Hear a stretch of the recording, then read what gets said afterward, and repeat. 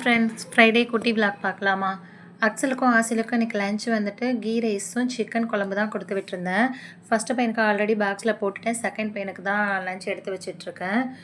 கூடவே வந்துட்டு chicken fry பண்ணி கொடுத்துருந்தேன். பசங்களை ஸ்கூலுக்கு அட்மிஷன் போட்டது, அப்புறம் பசங்களோட திங்ஸ் அரேஞ்ச் பண்ணி வச்சது, இப்படி எல்லாமே வேலையை அலைஞ்சதுனால என்னால் கண்டினியூவாக வீடியோ போட முடியலை. ரொம்பவே பிஸியாக போய்கிட்டு இருந்துச்சு, அதனால தான் போட முடியல வீடியோ. செகண்ட் பையனுக்குமே எடுத்து வச்சாச்சு. செகண்ட் பையன் வந்துட்டு ஆசில் வந்துட்டு ஆட்டோவில் போயிடுவான். ஃபஸ்ட்டு பையன் வந்துட்டு அக்ஸல் வந்துட்டு சைக்கிளில் போயிடுவான்.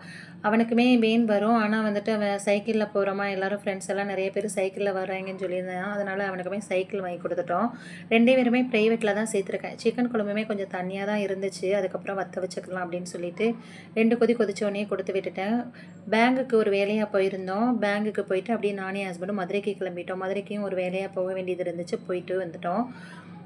பைக்லேயே வந்துட்டு பஸ் ஸ்டாண்டு வரையும் போயிட்டு பஸ் ஸ்டாண்டில் பார்க்கிங் பண்ணிவிட்டு பைக்கை கையில் ஹெல்மெட்டை மட்டும் எடுத்துகிட்டு போயிட்டோம். யாராவது எடுத்துக்குவாங்க அப்படின்னு.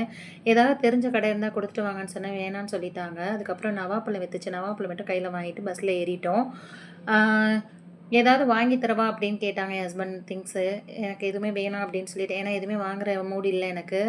மதுரையில் வந்து ராம்நாடு பொன்னி கிராமி விருந்துன்னு ஒரு ஹோட்டல் இருக்குது. இப்போ ராம்நாடில் உள்ள பிரான்ச் வந்து அங்கே திறந்துருக்காங்க போல். இங்கே சாப்பிடுவோமான்னு என் ஹஸ்பண்ட் கேட்டாங்க. நாங்கள் எப்போவுமே வேறு ஹோட்டலில் தான் சாப்பிடுவோம். சரின்னு போய் சாப்பிட்டோம். வெஜ் மீல்ஸ் தான் சாப்பிட்டோம். அந்தளவுக்கு டேஸ்ட்லாம் கிடையாது. 300 ரூபாய் இந்த சாப்பாடு. 300 ரூபாய்க்கு ஒருத்தலாம் கிடையாது. நாங்கள் வந்துட்டு சுல்தான் பாய் பிரியாணி கடையில் சாப்பிடுவோம். அப்படி இல்லைன்னா இன்னொரு வெஜிடேரியன் கடை இருக்குது, அந்த கடை பேர் தெரியல. அங்கே ரொம்ப டேஸ்ட்டாக இருக்கும், நிறைய கூட்டு வகைகள்லாம் வைப்பாங்க. எங்கள் கூட்டெல்லாம் கொஞ்சம் காரமாக தான் இருந்துச்சு. சாம்பார் ரசம் நல்லா இருந்துச்சு. கூடவே ஆம்லேட்டும் வாங்கிக்கிட்டோம். அப்பளம் வச்சுருந்தாங்க, ஊறுகாய் வச்சுருந்தாங்க. சாப்பிட்டுட்டு அதுக்கப்புறம் வரையில் பஸ் ஸ்டாண்ட் ராம்நாடு வந்துட்டோம். வரையில் கார் புக் பண்ணி தான் வந்தோம். வரும்போது அத்தாவை கூப்பிட்ருந்தோம் ராம்நாட்டுக்கு.